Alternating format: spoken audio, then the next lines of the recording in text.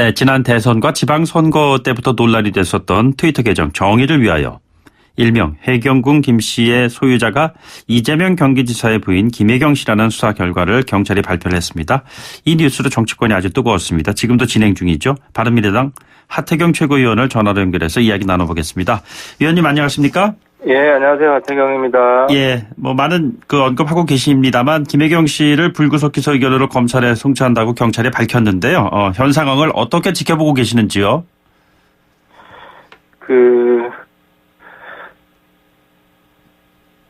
네. 아무튼 경찰이 이 결정적 증거는 아직 공개를 안 한 것 같고요. 스모킹 건이라고 하죠, 그냥. 예. 그건 재판까지 가서 공개하겠다고 하고. 네네. 근데 아무튼 경찰이 확신하는 이유 중에 하나는 통신사를 한 20번 정도 압수수색을 했다고 하더라고요. 네네. 그래서 이제 예를 들어 제가 트위터에 글을 올리면 예. 그 트위터에 접속한 기록이 통신사 서버에 남거든요. 네네. 그래서 이제 김혜경 씨 이 번호를 알기 때문에 경찰은. 네네. 그래서 트위터에 접속한 시간하고 실제로 트위터에 글이 올라간 시간 이런 것들 좀 비교해 놓은 그런 증거들이 꽤 있다고 저는 생각이 되고요. 그래서 네네. 경찰이 단순히 정황만으로 이게 김혜경 씨다 이렇게 하지는 않았을 거라고 생각을 합니다. 예. 이재명 지사 측이 혐의 극구 부인하고 있습니다. 오히려 트위터에다가 설문조사까지 올리고, 물론 그 결과는, 본인들 쪽에 유리한 결과가 나오는 것 같지는 않습니다만, 그럼에도 불구하고, 제보해달라, 증거도 찾아달라, 적극적으로 나오고 있습니다. 상대 측의 이 같은 반응 관련해서 어떻게 파악을 하고 계시는지요? 그러니까 이 지사가 만약에, 해경궁 김 씨 트윗 계정이 자기 부인 게 아니다면, 네네. 그냥 자기 부인이라고 고발한 사람들을 명예훼손으로 재고발하면 되거든요. 네네. 그게 제일 쉬운 방법이에요. 예. 근데 이제 재고발하지는 않고 이제 단순히 노이즈만 자꾸 일으키고 있잖아요. 네네. 그래서 이 지사는 실제로 고소왕이었어요. 자기랑 뭔가 좀 틀린 게 있으면, 자기를 공격하는 게 있으면 무조건 고소부터 하고 보는 분인데. 그것만 봐도 이번에는 이 지사가 상당히 당황하고 있다는 걸 보여주는 거죠. 네네. 정치권 반응이 좀 엇갈리는 것 같습니다. 여당은 지켜볼 필요가 있다 이런 입장인 것 같아요. 야당에서는 거치 문제까지 직접적으로 공격하고 있는 상황인데요. 어떤 의견이신지요, 하 의원께서는요? 근데 실제로 한 2, 3주 전까지만 해도 이제 이 지사가 SNS 한 걸 후회한다. SNS가 내 족쇄가 됐다. 네네. 본인이 이런 이야기를 했잖아요. 과거엔 손가락 혁명군 해가지고선 여러 가지 적극적인 활동하지 않았습니까? 네, 그걸로 이제 본인이 득을 많이 봤죠, 한때는. 네네. 근데 비단 이제 이 해경궁 김 씨 트윗 건뿐만 아니라 자기 친형 정신병원 강제 입원 건으로 기소가 돼 있고. 네네. 또 검사 사칭하는 걸로 또 기소가 돼 있어요. 그래서 지금, 그리고 이제 또 수사해야 될 것들이 한 3-4가지 더 남아 있거든요. 네. 그래서 민주당이, 특히 이해찬 대표가 이재명 지사의 사실 도덕성은 땅에 추락했고, 본인이 이제 경찰한테 B급 정치를 했는데, B급 정치 선수는 본인 자신인데, 이 정치를 자꾸 B급으로, 전락시키는 당사자에 대해서 이해찬 대표가 결단을 해야 돼요. 네네. 안 그러면은 여당의 지지율이 이 지사를 싸고 돌면 돌수록 갈수록 떨어지는 그런 결과를 보게 될 겁니다. 이 법원 판단 지켜봐야 되는 겁니까? 아니면은 그 이전에 출당, 징계 이런 액션이 나와야 되는 겁니까? 바른미래당 같은 경우에는 이런 경우가 있다면 어떻게 하시는 겁니까? 저희 당 같은 경우는 즉각 출당을 시키죠. 그러니까 법원의 판단에 따른 거치는 지사직이고요. 예. 지사직이고, 사실 이 리스크가 상당히 큰 거는 출당을 시키고 나중에 또 설령 혹 무죄가 되면 다시 법정시킬 수가 있거든요. 예. 그래서 출당은 이제 민주당이 얼마나 이러한 태륜 막말 그리고 이걸 만약 거짓말을 했다면은 네네. 이제 그 거짓말에 대해서 단호한 모습을 보이느냐 이걸 보여주는 거거든요. 예, 그러면 지금 시점에 있어서 출당 정도는 이해찬 대표가 결단을 내려야죠. 근데 이해찬 대표가 계속 싸고 도는 모습을 보이고 있잖아요. 네네. 그래서 이런 모습은 이해찬 대표가 이재명 지사한테 아주 뭐 큰 신세를 졌거나 네네. 아니면 뭐 약점이 잡혔거나 둘 중 하나일 거예요. 예. 그런 이유가 아니면 설명이 안 됩니다. 이재명 지사 본인 말고도요, 가장 큰 타격을 받는 사람, 정치 세력이 있다면은 누구 또는 어디라고 보십니까? 민주당이죠. 민주당이고 지금 이해찬 대표죠. 네네. 그래서 만약에 이제 검찰에서도 그 기소가 될 겁니다. 네네. 경찰에서 기소 의견을 올렸기 때문에 그 검찰에서 기소가 될 때 좀 더 많은 그 이 지사 혐의점이 나올 건데요. 그럴 때는 아마 이해찬 대표가 대표직 버티기 힘들 거라고 봅니다. 그러니까 대표직 버티기 힘든다는 그런 예상까지 되는 이 국면에서 왜 그 이해찬 대표가 싸고 돈다는 생각을 하고 계시는 거죠? 왜 그런 거죠? 좀 전에 말씀드렸지만은 실제로 이해찬 대표는 그 경선 때부터 네네.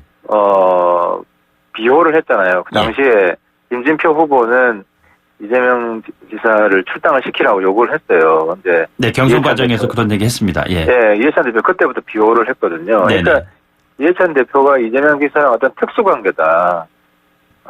뭔가를 이익을 공유하고 있든지 아무튼 특수관계다 이런 게 아니면 지금 이해찬 대표의 태도는 솔직히 이해가 좀 잘 안 된다는 거죠. 이 구도를 친문과 비문 간의 그 세력 다툼으로 보는 그런 견해도 있는 것 같습니다. 그렇다면은 이해찬 대표 입장에서는 이재명 지사를 싸고 돈다는 것이 친문 그룹이 아니라는 반증 아닌가요? 이해찬 대표는 실제로 문재인 대통령 정상회담 할 때도 예를 들어 평양 네네. 그 정상회담 할 때도 같이 가서 노쇼를 하거나 아니면 그 14선언 기념식 때 평양 가서도 네네. 실제로 대표답지 않게 자꾸 좀 뭐라 그럴까요? 노이즈를 자꾸 일으켰죠. 예. 그래서 오히려 이제 문재인 대통령 도와줘야 될 사람인데 계속 간접적으로 방해하는 모습을 보였거든요. 네네. 그런 걸로 볼 때는 이해찬 대표는 지금의 문재인 대통령 도와주는 것보다는 자기 정권 장출에 더 관심이 많은 것 같아요. 그래서 자기 후보들을 좀 어쨌든 친문보다는 비문에 가까운 것 같아요. 그런 모습들이. 그래서 네네. 실제로 지금 문 대통령 임기도 많이 남았잖아요. 예. 근데 이 지사 같은 이런 정말 폐륜적인 거짓말 이런 행동에 대해서 단호히 해야 되는데 그러지 않는 걸 보면 정치적으로도 문재인 대통령하고 한 배를 타겠다는 마음이 별로 없는 것 같다. 그런 거죠. 하연님, 그 차기 정권 창출에 더 관심이 많다는 거는 요즘에 한간에서 그 정치권 일각에서 떠돌고 있는 이 싸움의 이면에는 현재 권력과 미래 권력의 충돌이 있다 이렇게 바라보고 있는데 그런 시각으로 바라보고 있는 것이다라는 해석이 가능한 건가요? 그러니까 이해찬 본인이 좀 욕심이 좀 있는 것 같아요. 예를 들어서 이해찬 대표 본인이 정치를 안 한다고 하면요. 네네. 제가 참 이해가 안 되는 게 KTX 세종역을 계속 주장했잖아요. 예. 이제 세종역이 오송역에서 한 세종청사가 20분밖에 안 떨어졌는데 네네. 여의도에서 김해 공항보다도 가까운 거리인데 예. 말이 안 되잖아요. 세종역을 또 만들자고 하는 게. 근데 네네. 보통 지역구에서 그 다음 당선을 생각하면은 그런 억지 주장을 하거든요. 자기 지역구 사람들은 좋아하기 때문에. 네네. 그래서 이해찬 대표 본인이 딴 생각을 좀 가지고 있는 것 같고요. 그런 지역구 공약에 대해서 굉장히 과욕을 보이는 걸 보면은 그래서 사실 이재명 지사를 본인이 보호하는 모습을 보이면 이재명 지지자들을 자기 편으로 끌어들일 수 있잖아요. 네네.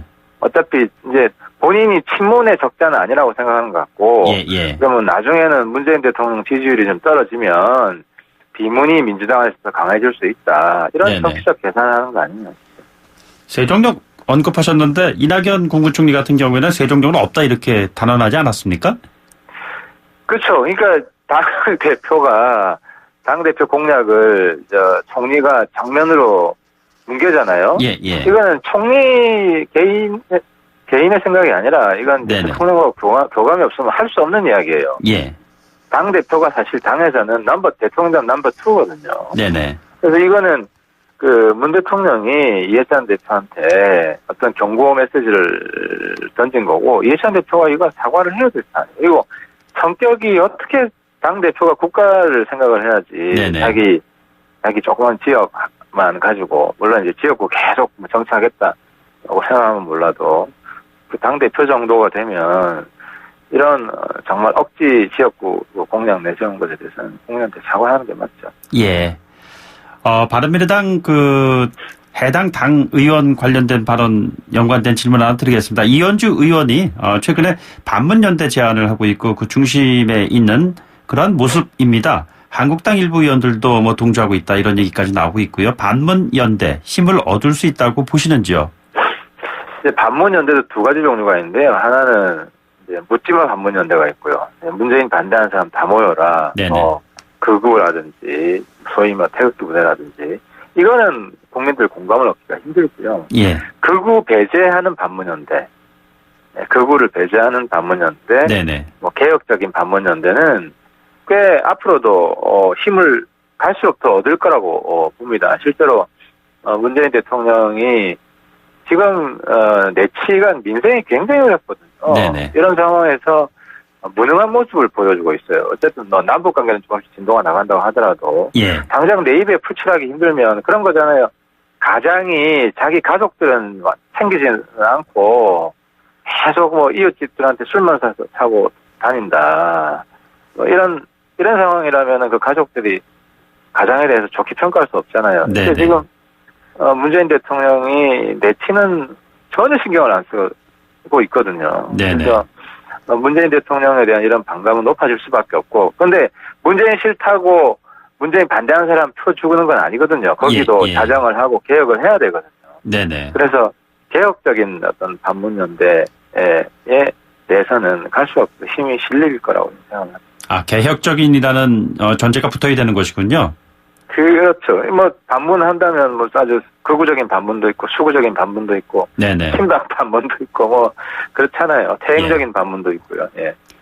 의원님, 근데 술 얻어먹는 이웃은 도대체 어떤 사람을 말하는 겁니까? 제가 그 표현을 비유를 든 거는 이제 전 세계 돌아다니면서 자꾸 제재 완화하라고 욕을 하잖아요. 대북 제재 완화를 욕을 하잖아요. 사실 술 이렇게 대접을 하더라도 칭찬을 못 듣고 있잖아요. 거기에 대해서 동조하는 국제사회의 국가들이 정상들이 전혀 없지 않습니까? 그래서 저는 문재인 대통령이 지금은 비핵화 입구에 들어가 있기 때문에 비핵화 입구의 문 열쇠는 미국이 들고 있어요. 한국이 들고 있는 게 아니라. 그래서 그때는 미국이 문 열 때까지 좀 기다려줘야지. 이거를 자꾸 자기가 열쇠도 없는데 문 열려고 억지를 지금 부리는 이런 상황입니다. 그러니까 미국 내에서도 자꾸 문재인 대통령 비판하는 목소리가 많이 나오고 있고, 그렇게 되면 대북관계 문제 해결하는 데도 큰 도움이 안 됩니다. 그래서 문재인 대통령이 이제는 조금 운전석에서 조수석으로 자리를 옮길 때가 됐다. 비핵화가 되기 전까지는 분위기 여건 조성에는 문 대통령이 좀 역할을 할 수 있지만 비핵화 문에 들어갈 때는 문전수는 미국이다 하는 생각을 했으면 좋겠습니다. 알겠습니다. 오늘 말씀 여기까지 듣겠습니다. 고맙습니다. 감사합니다. 바른미래당 하태경 최고위원이었습니다. 1부 마치고 2부에 돌아오죠.